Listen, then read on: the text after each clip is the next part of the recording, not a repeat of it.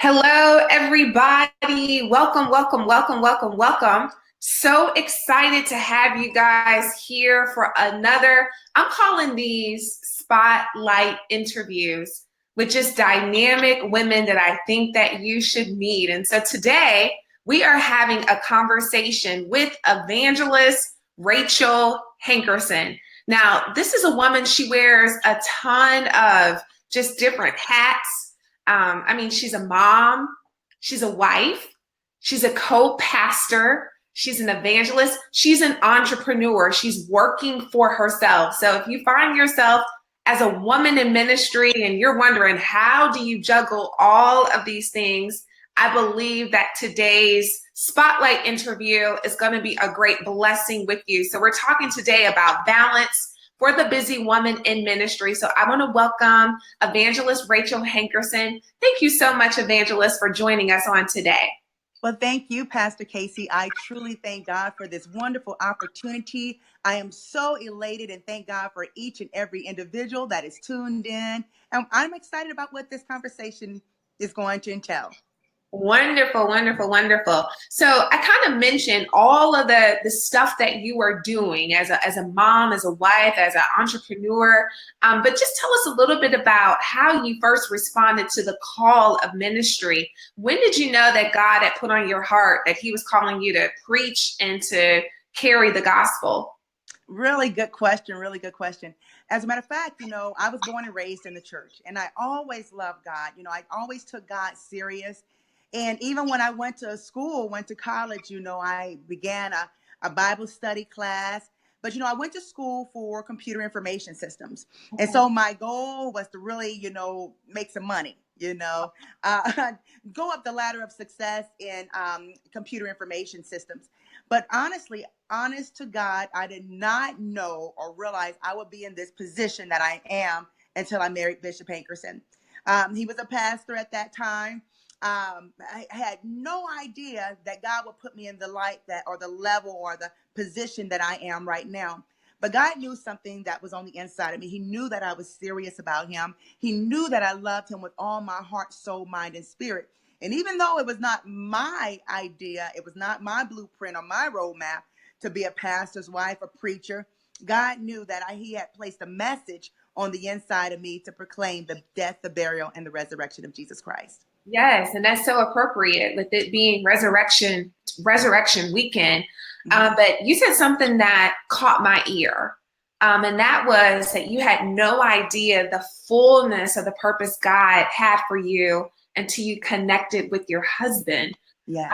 And for those that may be watching, they may not be familiar with you and your husband. So can you just kind of talk about really the level of promotion that has happened in you guys' ministry? I would say maybe the past 5 to 7 years.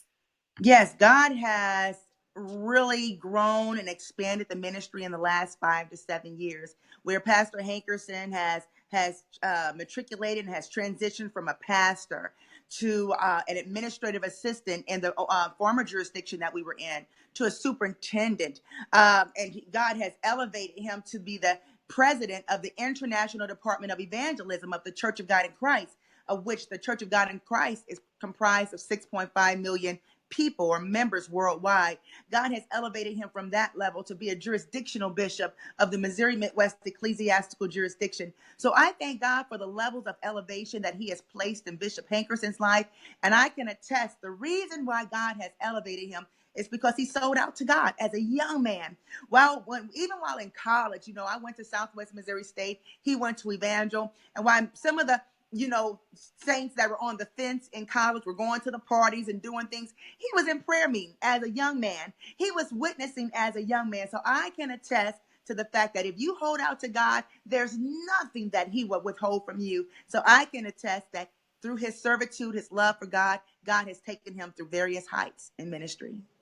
Evangelist Hankerson, you are one of our facilitators at our upcoming spring training women in ministry workshop that's going to be taking place in St. Louis next Saturday. I'm so excited, so grateful that you said yes to this assignment.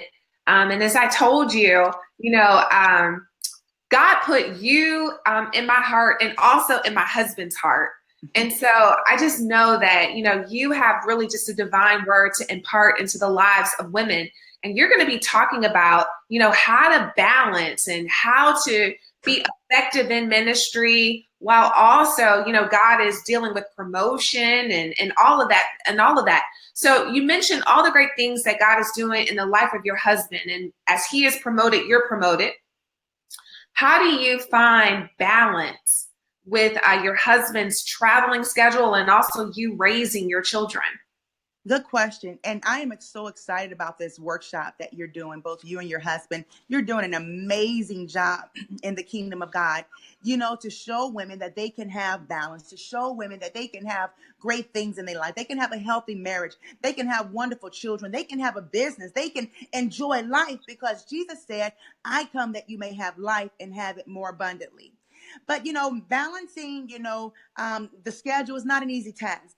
But with God, all things are possible. I tell you honestly, without God, I would not be able to do what I do. Every day I wake, I thank God for another day of opportunity, another day of strength, another day to make it happen. And yes, I thank God for what God has done in my husband's life. But I say I'm more than a pastor's wife. I'm Rachel Hankerson. I'm more than a first lady. I have things that I desire. I have dreams. I have ambitions. I have goals. I have things that I want to accomplish in life. And so, like I told you, even though when I was in college, I went for computer information systems, and Pastor Hankerson went to school for biblical studies, theology. And so after we got married, I put my career on hold and began to totally submerge myself into the ministry. I got in the ministry because we founded it with just the two of us. And our first day, we had first day that we opened the ministry, we had 7 people. And the Lord has grown it since then. So for about 10 years, I rolled my sleeves up and I helped Bishop Hankerson build the ministry. But that burning sensation was still in my heart. Rachel, you went to school for computer information systems. Yes, you love giving the word. Yes, you love giving encouragement. Yes, you love giving food through the food pantry and giving, clothes and shelter. But still, you believe in obtaining wealth. You believe in showing the people that they can have an education. They can have a stake at the table and be a decision maker. So after about 10 years in the ministry, I asked Bishop Hankerson if I can go back and pursue my career. And he said, yeah, go ahead. And that's when I got back in it. But by that time, the recession hit. And I was working in an IT firm, as a tech support.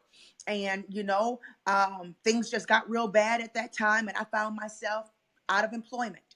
And I was tired of going through the same revolving door of unemployment, And so I said at that moment, rather than having my hand out for another opportunity, let me do what our grandparents of the 1930s did when the Great Depression hit them.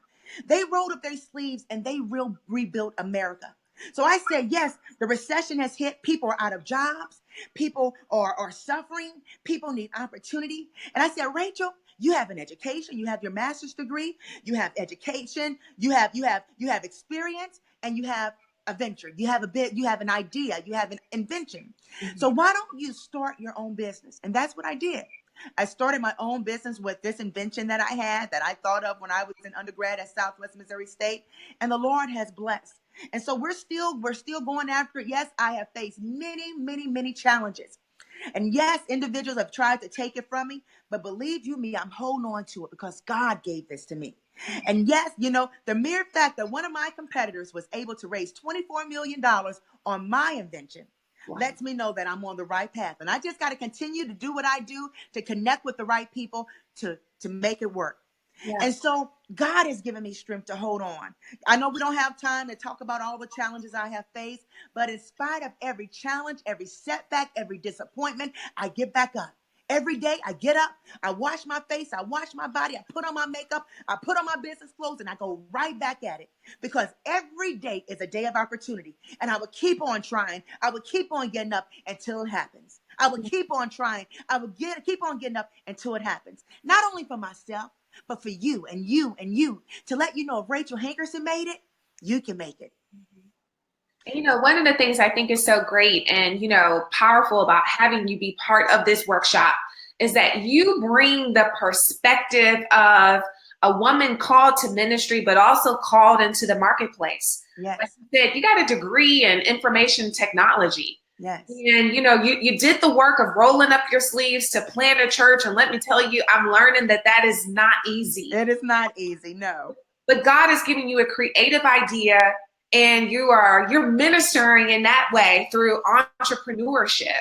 Yes. And so I guess my question to you is, how do you do self-care? Because you mentioned being knocked down and you mentioned coming back. How do you take care of Rachel? Yeah, that's an area that I'm still even working on, because in ministry is very, very, very, very challenging, especially here in St. Louis. I think two things that St. Louis lack as a whole is respect and training.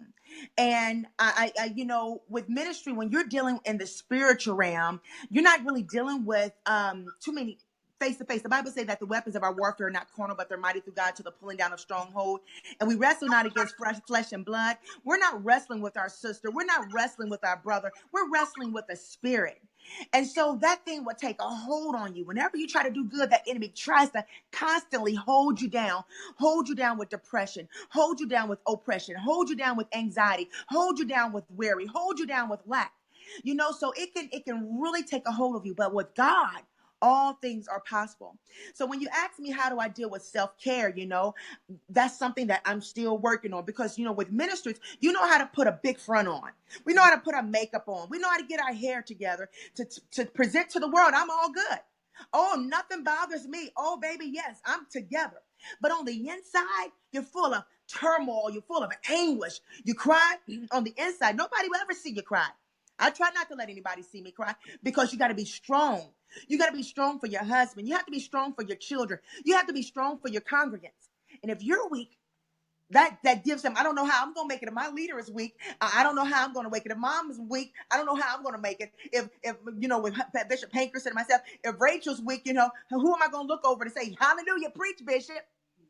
So, a lot of times, over the course of years, on the inside, it's just been full of turmoil, full of anguish. And so the inside, I've noticed that my inside was going to waste, while on the outside, I was together. And so I'm still trying to get that back. I was talking to somebody the other day where, I had a hobby, and I love to do this hobby every day from before Bishop and I got married. I love doing this hobby, but I allowed life circumstance to affect this hobby, where when I tried to go out about 5 years ago to do this hobby, I just couldn't. I couldn't. And so, I encourage people, don't ever let life, trials, tribulations, circumstance get you to the point where you're no longer able to do that one thing that gave you hope, that one thing that gave you life, that one thing that got you up every morning. So I'm trying to get that back. And through the grace of God, he will allow me to do that. Yeah. And I appreciate you for being so transparent. It reminds me that a couple of weeks ago, me and Pastor Al, we were able to participate in a couples retreat. Mhm. And one of the exercises was to find things that we could do that were fun. Some stuff that only took 5 minutes. Some things that, you only spent $5 doing. It had different levels. And so it really was a way to brainstorm. And just hearing your conversation, it reminded me of, we were sitting in that couples retreat and we were like, you know what? We need to have fun. Yeah, you do. Ministry is fun. We like to pray and like to do all of that. But we realized that we were being so consumed with planning the church and going here and going there, that time of recreation, it was lacking. Yeah. And what I'm hearing from you just through this conversation is that a woman in ministry is balanced. Yes. And it's not all just, doing the work of the church, but it's also having hobbies and doing things that are fun and doing self-care and remembering, all of the things that God has placed on the inside of you.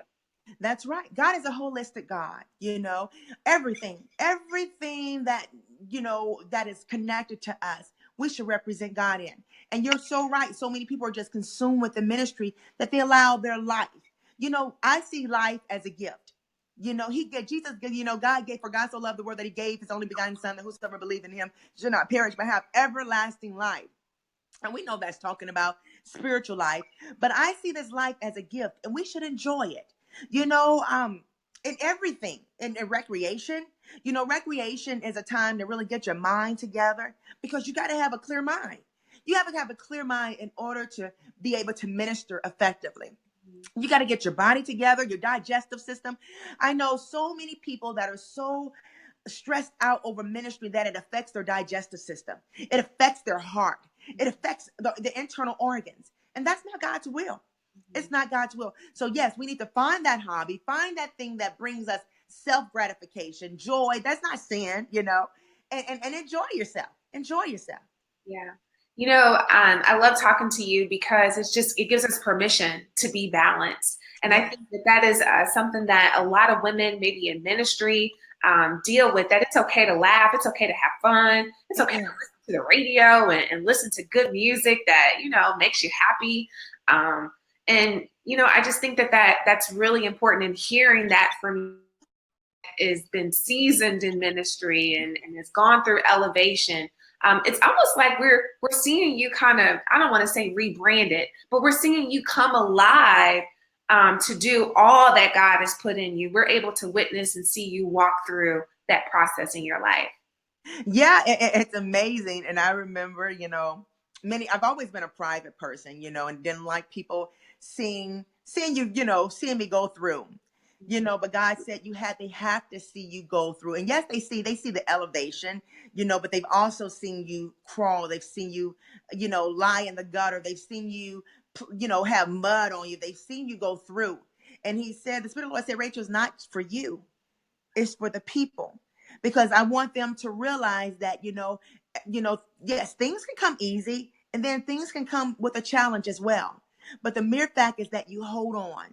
I want the people to hold on to their faith. I want the people to press. A press is something that, you just gotta press to that next level in ministry, press to that next level in business, press to that next level in promotion on your job, press to bring healing to your family, press to bring healing and love to your children. It's a press. He said, press towards the prize of the high calling, which is in Christ Jesus. We have to press towards the mark.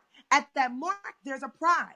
When you get on the top of Mount Everest, there's a prize, but there's a press to get up to Mount Everest. Canoeing up the Mississippi River or rafting, you may have a point in mind, but there's a press to get there. And when you get to your goal, there's a prize. So I say, with life, everybody has a purpose and everybody has a destiny. Everybody has a purpose and a destiny, but a lot of people don't know what their purpose is and what their destiny is. And a lot of people allow life, circumstances, and situations to halter them and afflict them so they won't reach their destiny. Reaching your destiny you would go on various detours. You would go highs and lows. You would start, you would stop, but you got to keep that prize and that mark and focus in. I have a mark. I have a destiny, and no matter what comes my way, I'm going to meet that destiny. With God on my side, I can do all things through Christ, and I'm going to keep going. I'm going to keep going. Yes, I may be on a detour, but somehow I'm going to get right on the back path. I may be set back 10 steps, but I'm going to get back up and try again. I'm going to try again. I'm going to try again until I reach that destiny that God has placed within me. Absolutely. Well, you guys, we are joined with co-pastor, evangelist, entrepreneur, a genius. God's given her this witty inventions, and she's creating things, and she's resilient. She's perseverant. She's all of these things, and she is going to be one of our guest facilitators at the Inspired Overflow Institute Spring Training Women in Ministry Workshop next Saturday, April the 7th. Now, if you feel like, you just kind of need balance, maybe you need just kind of a push that God has called you to do. We're encouraging you to register for this workshop. You can register at inspiredoverflow.com. Evangelist Hankerson's going to be there. Prophetess Pastor Pam Dillon's going to be there. Dr. Venice McCoy is going to be there. We're going to be talking. There's going to be impartation. You see that from Evangelist Rachel Hankerson. but also we're going to be equipping you with the tools that you need to be an effective woman in ministry. Evangelist Hankerson, who in your life has been someone that has kind of helped prepare and equip you for where you are in ministry? Well, I've been surrounded by many great men and women, in ministry. Like I said, I was born and raised in ministry, and I will look at various ones from afar. Um, I would probably say my husband, primarily, and seeing his beginning and seeing where God has taken him. And I just love seeing many of the great men and women that are on the front line of ministry. I see ministry, especially those leaders, as frontline military. And so many have done so many great things, and I don't want to start naming anyone because I may leave someone out. But if I can name one person, I would just say, looking at Bishop Hankerson's life has been an inspiration. Awesome. Awesome. Well, I'm taking some takeaways from our interview today because one of the things that you said is that God gave you just the push to go back and to do some of the things that he called you to do, the push to go back to work. I remember when God first called me and Pastor Al to plant a church, I was thinking that this was going to be the season for Inspired Overflow to just break out, that this was the time to really run with the vision that God gave me. And here he is. He's like, I want you to plant a church and I want you to help your husband. Yeah. Essentially, I want you to put everything to the side and I want you to just concentrate on building my church. Yeah.